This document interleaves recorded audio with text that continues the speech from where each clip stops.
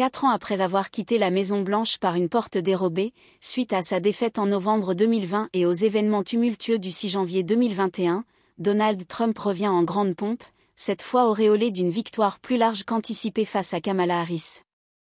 Tel un phénix renaissant de ses cendres, l'ancien magnate de l'immobilier prouve une fois de plus au monde entier qu'il possède résilience et endurance.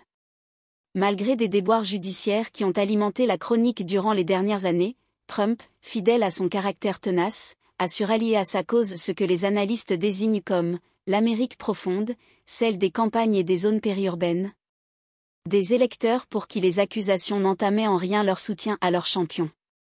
Son slogan « America First », qu'il avait porté lors de sa première élection, reste un puissant moteur de mobilisation. Le retour de Trump a des allures de récit romanesque, voire hollywoodien, comme ces films et success stories qui fascinent tant le public américain.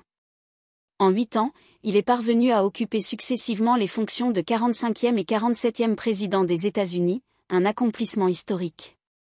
Mais l'exploit de Trump ne s'arrête pas là. En battant la candidate démocrate de manière franche, il égale un record vieux de plus de 130 ans. Il devient ainsi le deuxième personnage de l'histoire politique américaine, après Grover Cleveland en 1893, à effectuer 2 mandats non consécutifs. Contrairement à toutes les autres tentatives de comeback présidentiel, Trump a réussi là où tant d'autres ont échoué. Une particularité distingue Trump des autres présidents américains, à chaque fois, il a barré la route à une femme sur le chemin vers la Maison-Blanche. En 2016, il avait affronté Hillary Clinton, qui, bien que gagnant le vote populaire avec plus de 3 millions de voix, n'avait pas rassemblé les 270 grands électeurs nécessaires.